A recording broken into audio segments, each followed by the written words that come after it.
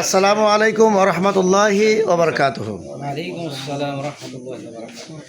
সম্মানিত দিনী মুসলিম ভাইরা, আপনারা দেখছেন সব এই ছোট্ট পরিসরে পারিবারিক হোটেল, মানে পারিবারিক হোটেল বলতে একবারে গৃহিণীরা আমাদের যেভাবে রান্নাবান্না করে, রুটি যেভাবে তৈরি করে সেইভাবেই হুবহু তৈরি করা হয়েছে।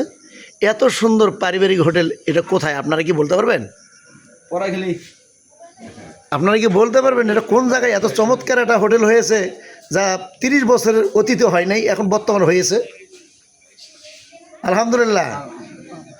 আমি আমার আন্তরিকতার সহিত আমি আপনাদের কাছে বলতে চাই, বাংলাদেশের নন্দিত এলাকা পড়াইখালী স্কুল মাঠ, তার পশ্চিম পাশে টিনের বেড়া চমৎকার একটি হোটেল। আমাদের মির্দাবাড়ির ইমাম সাহেব এতে বসেছেন পরোটা খাওয়ার জন্য।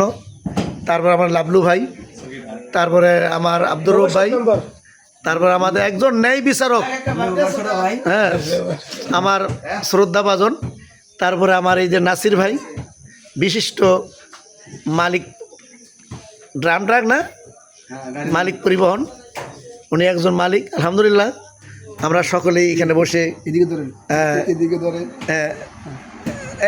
এই যে আমাদের মাশাআল্লাহ সেই সাথ না, আলহামদুলিল্লাহ আলহামদুলিল্লাহ। হ্যাঁ, তো আপনারা সকলেই এই পড়াইখালী স্কুল মাঠের পশ্চিম পাশে যদি রুচিসম্মত পরোটা খেতে চান, তাহলে আপনারা খুব সকাল সকাল এখানে আসবেন।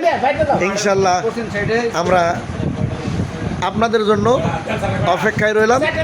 পরিবেশন খুব চমৎকার এবং সুস্বাদের খাবার, পরিষ্কার পরিচ্ছন্নতা অনেক সুন্দর। আলহামদুলিল্লাহ আপনাদের দাওয়াত রইল। আপনারা সকলেই এখানে সকাল সকাল মর্নিং ওয়াক করতে করতে এখানে আসবেন। পড়াইখালী স্কুল মাঠের পশ্চিম পাশে আমাদের মির্দাবাড়ি ইমাম সাহেব খাচ্ছে। আলহামদুলিল্লাহ।